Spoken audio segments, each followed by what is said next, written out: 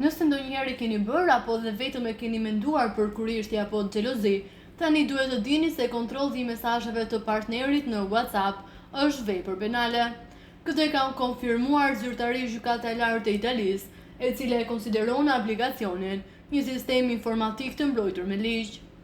Rasti që u shqyrtuar nga gjykata kishte të bënte me një burr i cili gjatë procesit të divorcit me ish-bashkëshorten e tij kishte nxjerrë biseda nga WhatsAppi për t'i përdorur si prova në gjyq. Ai kishte hyrë në telefon dhe kishte marrë screenshote me informacione të ndjeshme. Sipas vendimit të gjykatës, burri ka shkelur privatësinë dhe ka hyrë në mënyrë të palishme në një sistem të mbrojtur me fjalëkalim duke kryer vepër penale.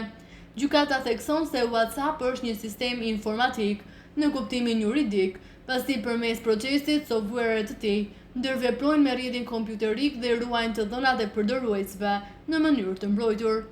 Kjo do të thotë që hyrja e paautorizuar në të qoftë nga një person që njeh fjalëkalimin përbën shkelje ligjore, edhe nëse pajisja është përkohësisht në dispozicionin e tyre. Edhe në rastet kur pronari i pajisjes jep leje për përdorim, nëse ajo leje keq përdoret për të hyrë në biseda apo informacione që nuk janë të autorizuara, personi përgjegjës sërish përballet me pasoja penale. Për këto raste, Kodi Penal italian parashikon dënime që shkojnë deri në 10 vite burgim, duke konsideruar hyrje në sistemin informatik të mbrojtur si një shkelje të rëndë të privatësisë dhe të sigurisë personale.